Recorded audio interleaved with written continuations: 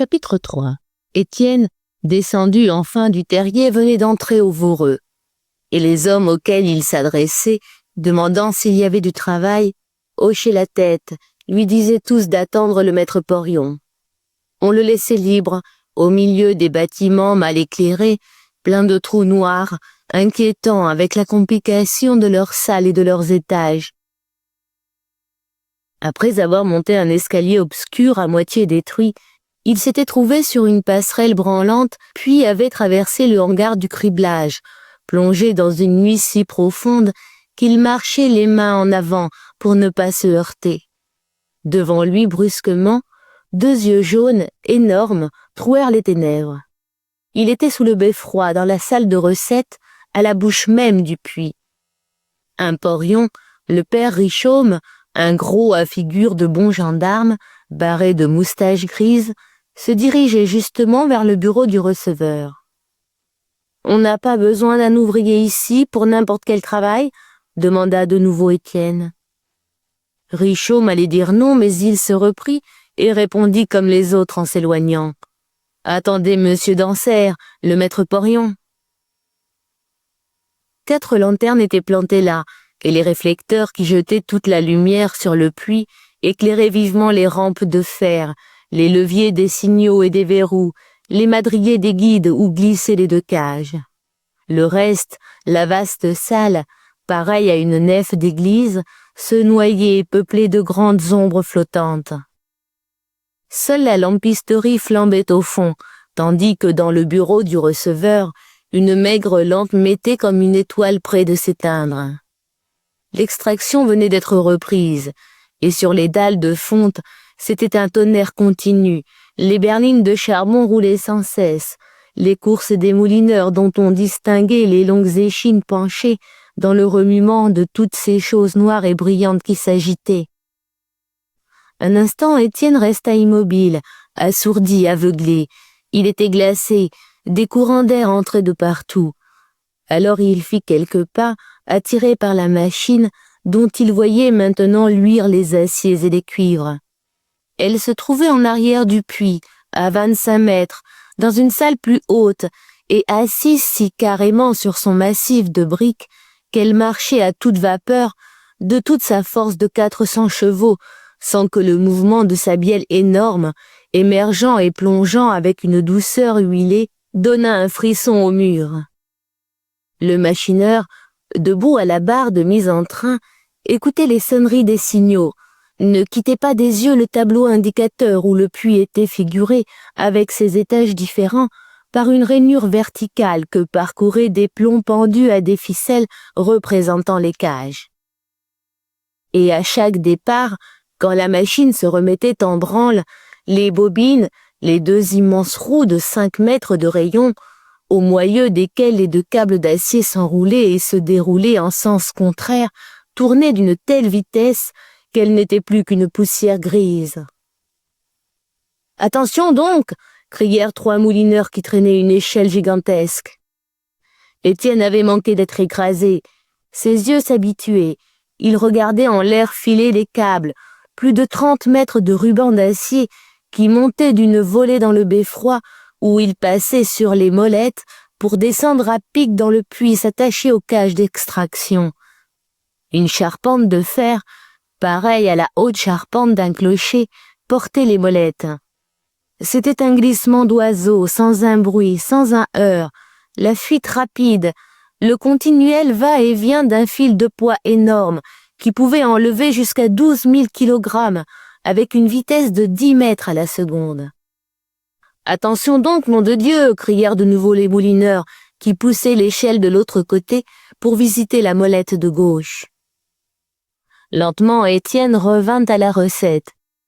Ce vol géant sur sa tête l'ahurissait, et grelottant dans les courants d'air, il regarda la manœuvre des cages, les oreilles cassées par le roulement des berlines. Près du puits, le signal fonctionnait, un lourd marteau à levier qu'une corde tirée du fond laissait tomber sur un billot. Un coup pour arrêter, 2 pour descendre, 3 pour monter. C'était sans relâche comme des coups de massue dominant le tumulte, accompagnée d'une claire sonnerie de timbre. Pendant que le moulineur, dirigeant la manœuvre, augmentait encore le tapage en criant des ordres aux machineurs dans un porte-voix. Les cages, au milieu de ce branle-bas, apparaissaient et s'enfonçaient, se vidaient et se remplissaient, sans qu'Étienne comprît rien à ces besognes compliquées. Il ne comprenait bien qu'une chose, le puits avalait des hommes par bouchées de 20 et de 30, et d'un coup de gosier si facile qu'il semblait ne pas les sentir passer. Dès 4 heures, la descente des ouvriers commençait. Ils arrivaient de la baraque, pieds nus, la lampe à la main, attendant par petits groupes d'être en nombre suffisant. Sans un bruit, d'un jaillissement doux de bêtes nocturnes, la cage de fer montait du noir, se calait sur les verrous, avec ses 4 étages contenant chacun 2 berlines pleines de charbon. Des moulineurs, aux différents paliers, sortaient les berlines, les remplaçaient par d'autres, vides ou chargées à l'avance des bois de taille. Et c'était dans les berlines vides que s'empilaient les ouvriers, 5 par 5, jusqu'à 40 d'un coup lorsqu'ils tenaient toutes les cases. Un ordre partait du porte-voix, un beuglement sourd et indistinct, pendant qu'on tirait 4 fois la corde du signal d'en bas, sonnant à la viande, pour prévenir de ce chargement de chair humaine. Puis, après un léger sursaut, la cage plongeait silencieusement, tombait comme une pierre, ne laissait derrière elle que la fuite vibrante du câble. « C'est profond ?» demanda Étienne à un mineur qui attendait près de lui, l'air somnolent. « 554 mètres, répondit l'homme, mais il y a 4 accrochages au-dessus, le premier à 320. Tous deux se turent, les yeux sur le câble qui remontait. Étienne reprit. « Et quand ça casse ?»« Ah, quand ça casse ?» Le mineur acheva d'un geste. Son tour était arrivé. La cage avait reparu, de son mouvement aisé et sans fatigue. Il s'y accroupit avec des camarades, elle replongea puis jaillit de nouveau, au bout de 4 minutes à peine, pour engloutir une autre charge d'hommes. Pendant une demi-heure, le puits en dévora de la sorte d'une gueule plus ou moins gloutonne, selon la profondeur de l'accrochage où il descendait, mais sans arrêt, toujours affamé de boyaux géants capables de digérer un peuple. Cela s'emplissait encore, et les ténèbres restaient mortes, la cage montait du vide dans le même silence vorace. Étienne à la longue fut repris du malaise qu'il avait éprouvé déjà sur le terri. Pourquoi s'entêter? Ce maître porion le congédierait comme les autres. Une peur vague le décida brusquement. Il s'en alla, il ne s'arrêta dehors que devant le bâtiment des générateurs. La porte grande ouverte laissait voir 7 chaudières à 2 foyers. Au milieu de la buée blanche, dans le sifflement des fuites, un chauffeur était occupé à charger un des foyers dont l'ardente fournaise se faisait sentir jusque sur le seuil. Et le jeune homme, heureux d'avoir chaud, s'approchait lorsqu'il rencontra une nouvelle bande de charbonniers qui arrivaient à la fosse. C'étaient les Maheu et les Levaque. Quand il aperçut en tête Catherine avec son air doux de garçon, l'idée superstitieuse lui vint de risquer une dernière demande. « Dites donc, camarade, on n'a pas besoin d'un ouvrier ici pour n'importe quel travail. On pourrait être comme ça, faut pas se plaindre, tous n'ont pas du travail à crever. » La bande entra et alla droit à la baraque, vaste salle grossièrement crépie, entourée d'armoires que fermaient des cadenas. Au centre, une cheminée de fer, une sorte de poêle sans porte était rouge, si bourrée de houille incandescente que des morceaux craquaient et déboulaient sur la terre battue du sol. La salle ne se trouvait éclairée que par ce brasier, dont les reflets sanglants dansaient le long des boiseries crasseuses, jusqu'au plafond sali d'une poussière noire. Comme les Maheu arrivaient, des rires éclataient dans la grosse chaleur. Une trentaine d'ouvriers étaient debout, le dos tourné à la flamme, se rôtissant d'un air de jouissance. Avant la descente, tous venaient ainsi prendre et emporter dans la peau un bon coup de feu pour braver l'humidité du puits. Mais ce matin-là, on s'égayait davantage, on plaisantait la Mouquette, une herscheuse de 18 ans, bonne fille dont la gorge et le derrière énorme crevaient la veste et la culotte. Elle habitait Réquillart avec son père, le vieux Mouque, palefrenier, et Mouquet, son frère, moulineur. Seulement, les heures de travail n'étaient pas les mêmes, elle se rendait seule à la fosse. Et au milieu des blés en été, contre un mur en hiver, elle se donnait du plaisir en compagnie de son amoureux de la semaine. Toute la mine y passait, une vraie tournée de camarades sans autre conséquence. Un jour qu'on lui rebrochait un cloutier de marchienne, elle avait failli crever de colère, criant qu'elle se respectait trop, qu'elle se couperait un bras si quelqu'un pouvait se flatter de l'avoir vue avec un autre qu'un charbonnier. « Ce n'est donc plus le grand Chaval ?» disait un mineur en ricanant. « T'as pris ce ptiot-là, mais lui faudrait une échelle. Je vous ai aperçu derrière Réquillart, à preuve qu'il est monté sur une borne. » « Après, » répondait la Mouquette en belle humeur, « qu'est-ce que ça te fiche? On ne t'a pas appelé pour que tu pousses. » Et cette grossièreté, bon enfant, redoublait les éclats des hommes qui enflaient leurs épaules à demi cuites par le poil. Tandis que, secouée elle-même de rire, elle promenait au milieu d'eux l'indécence de son costume, d'un comique troublant avec ses bosses de chair exagérées jusqu'à l'infirmité. Mais la gaieté tomba. Mouquette racontait à Maheu que Fleurance, la grande Fleurance, ne viendrait plus. On l'avait trouvée la veille raide sur son lit. Les uns disaient d'un décrochement du cœur, les autres d'un litre de genièvre bu trop vite. Et Maheu se désespérait. Encore de la malchance. Voilà qu'il perdait une de ses herscheuses, sans pouvoir la remplacer immédiatement. Il travaillait au marchandage.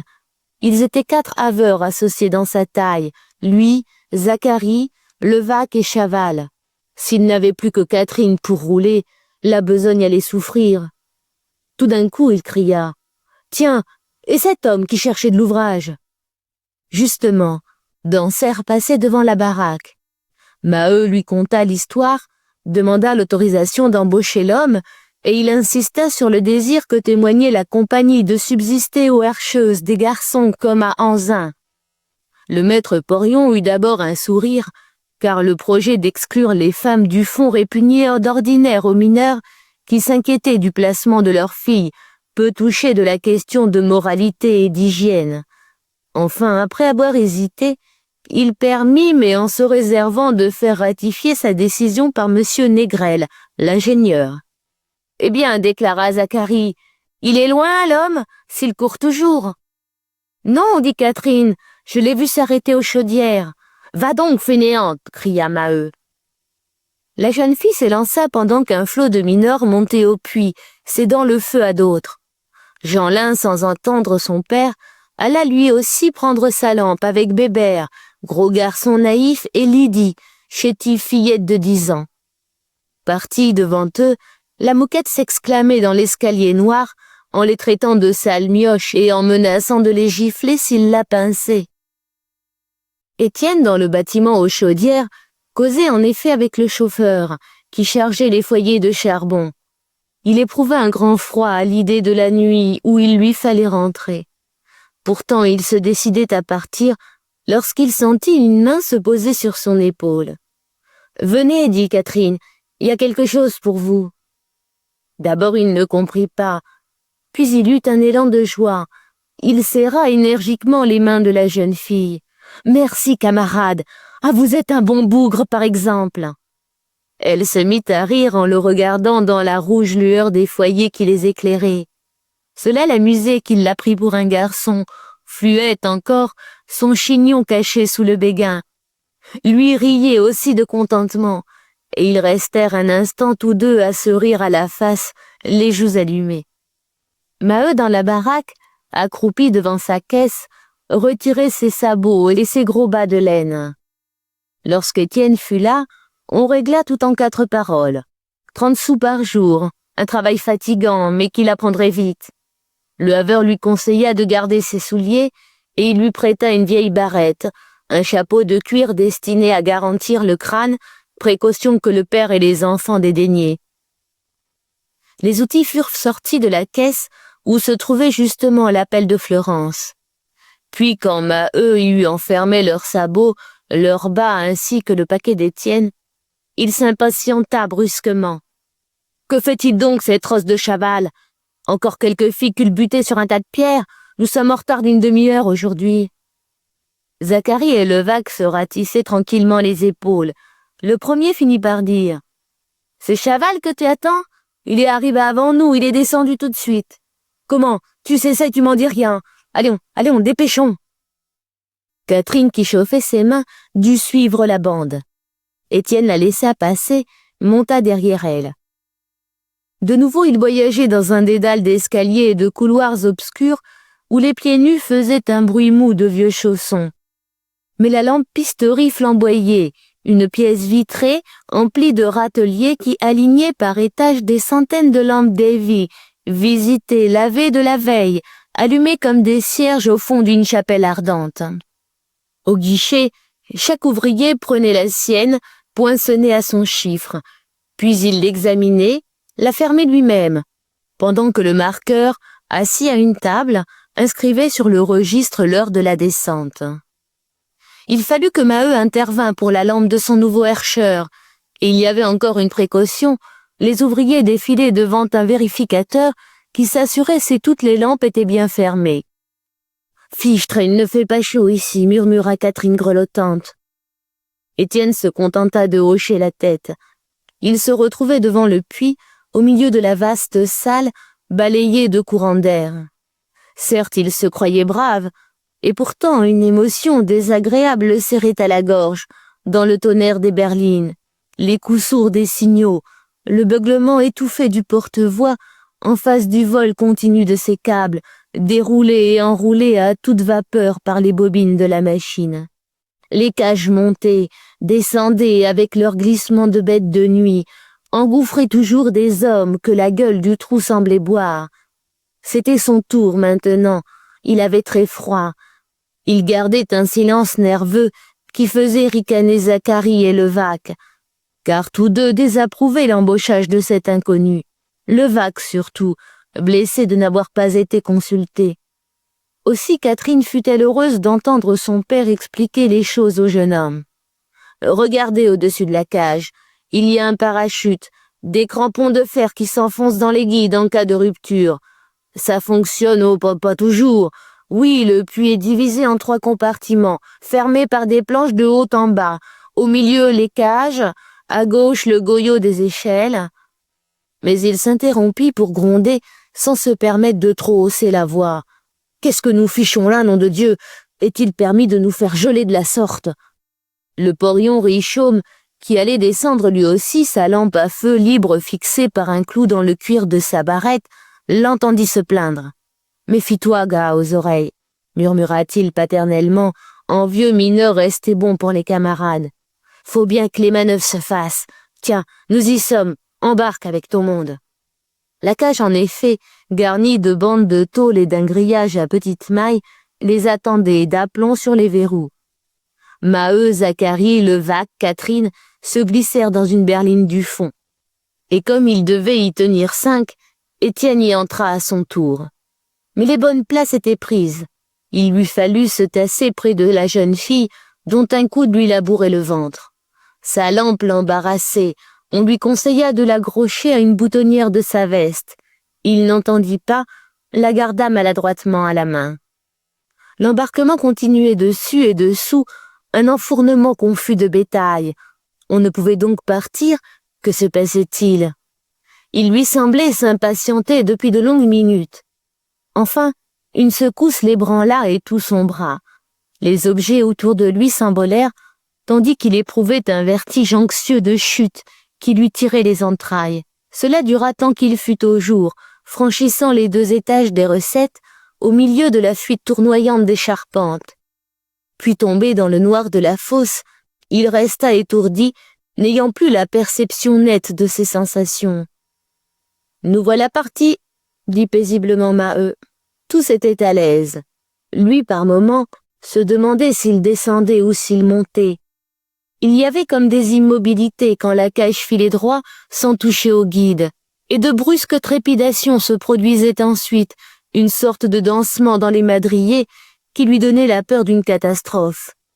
Du reste, il ne pouvait distinguer les parois du puits derrière le grillage où il collait sa face.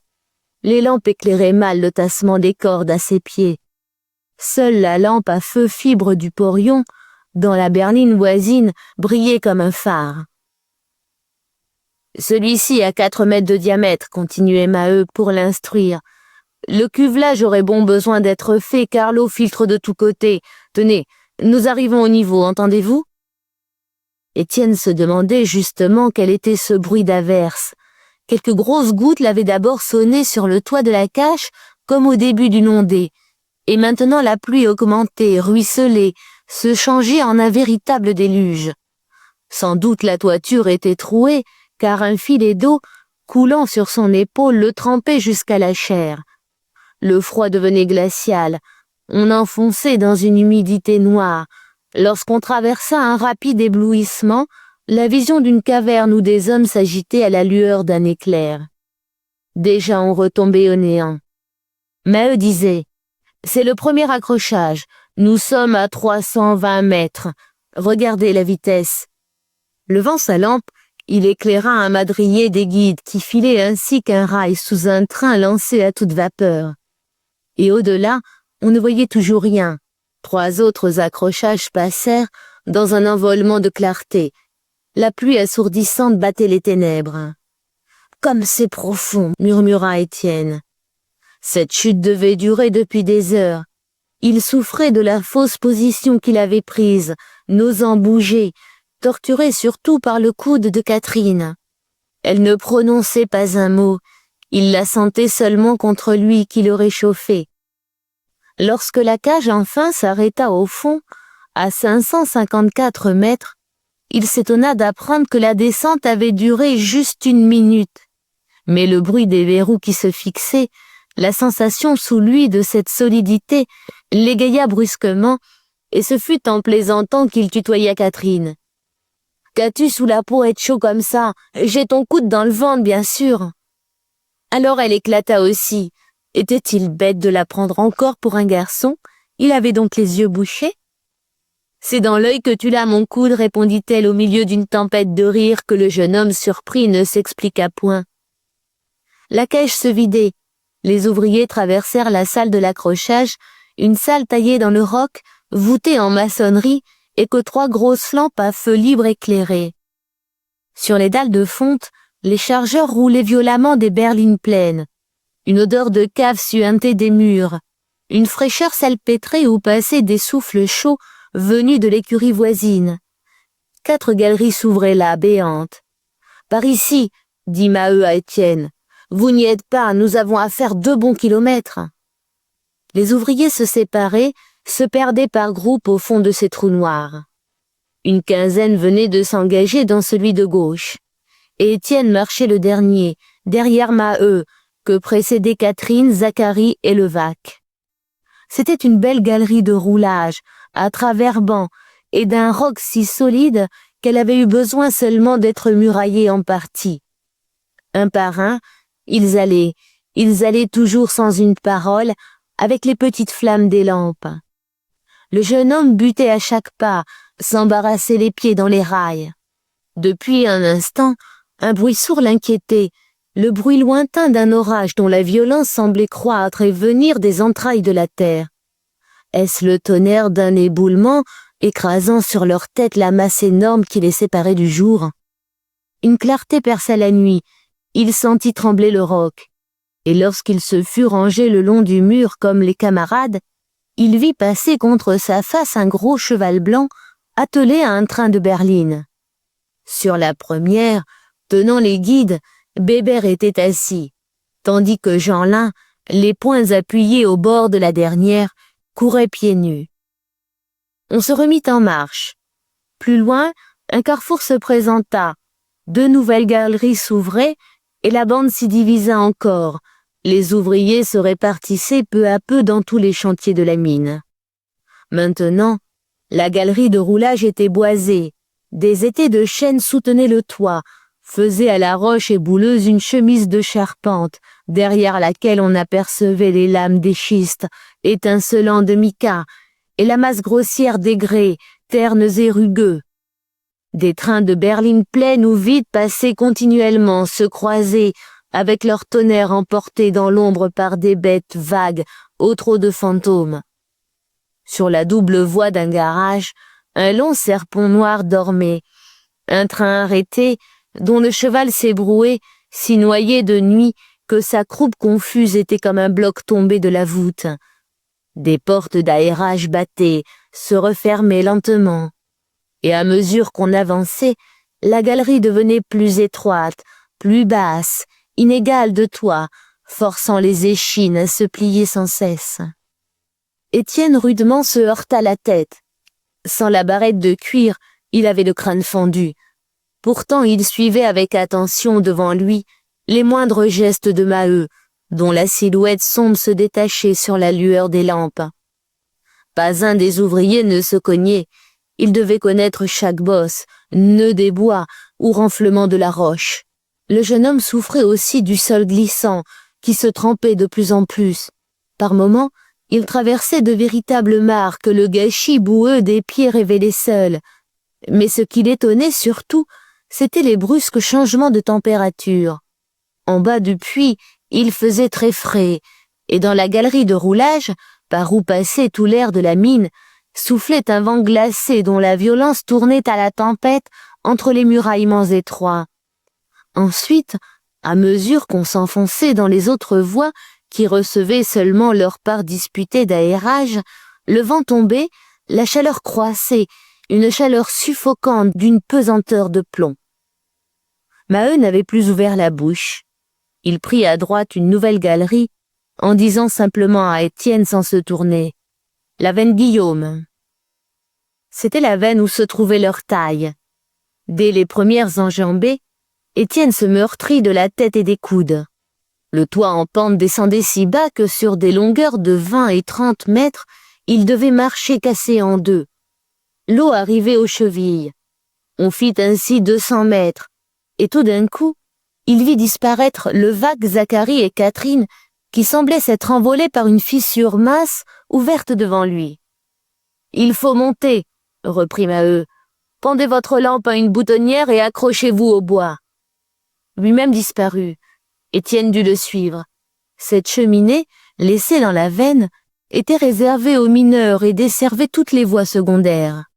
Elle avait l'épaisseur de la couche de charbon, à peine 60 centimètres. Heureusement, le jeune homme était mince, car maladroit encore, il s'y hissait avec une dépense inutile de muscles, aplatissant les épaules et les hanches, avançant à la force des poignets, cramponné au bois. 15 mètres plus haut, on rencontra la première voie secondaire. Mais il fallut continuer. La taille de Maheu et consorts était à la 6e voie, dans l'enfer ainsi qu'il disait, et de 15 mètres en 15 mètres, les voies se superposaient. La montée n'en finissait plus à travers cette fente qui raclait le dos et la poitrine. Étienne râlait comme si le poids des roches lui eût broyé les membres, les mains arrachées, les jambes meurtries, manquant d'air surtout, au point de sentir le sang lui crever la peau. Vaguement dans une voie, il aperçut 2 bêtes accroupies, une petite, une grosse qui poussait des berlines. C'étaient Lydie et la Mouquette déjà au travail, et il lui restait à grimper la hauteur de 2 tailles. La sueur l'aveuglait, il désespérait de rattraper les autres, dont il entendait les membres agiles frôler le roc d'un long glissement. « Courage, ça y est !» dit la voix de Catherine. Mais comme il arrivait, en effet, une autre voix cria du fond de la taille. « Eh bien, quoi donc? Est-ce qu'on se fout du monde? J'ai 2 kilomètres à faire de Montsou, et je suis là le premier. » C'était Chaval, un grand maigre de 25 ans, osseux, les traits forts qui se fâchait d'avoir attendu. Lorsqu'il aperçut Étienne, il demanda avec une surprise de mépris. « Qu'est-ce que c'est que ça ?» Et Maheu, lui ayant confié l'histoire, il ajouta entre les dents. « Alors les garçons mangent le pain des filles. » Les 2 hommes échangèrent un regard, allumé d'une de ces haines d'instinct qui flambent subitement. Étienne avait senti l'injure sans comprendre encore. Un silence régna, tous se mettaient au travail. C'étaient enfin les veines peu à peu emplies, les tailles en activité à chaque étage, au bout de chaque voie. Le puits dévorateur avait avalé sa ration quotidienne d'hommes, près de 700 ouvriers qui besognaient à cette heure dans cette fourmilière géante, trouant la terre de toutes parts, la criblant ainsi qu'un vieux bois piqué de verre. Et au milieu du silence lourd, de l'écrasement des couches profondes, on aurait pu, l'oreille collée à la roche, entendre le branle de ces insectes humains en marche depuis le vol du câble qui montait et descendait la cage d'extraction jusqu'à la morsure des outils entamant la houille au fond des chantiers d'abattage. Étienne, en se tournant, se trouva de nouveau serré contre Catherine, mais cette fois, il devina les rondeurs naissantes de la gorge. Il comprit tout d'un coup cette tiédeur qui l'avait pénétré. « Tu es donc une fille » murmura-t-il stupéfait. Elle répondit de son air gai sans rougeur. « Mais oui, vrai, tu en as mis le temps.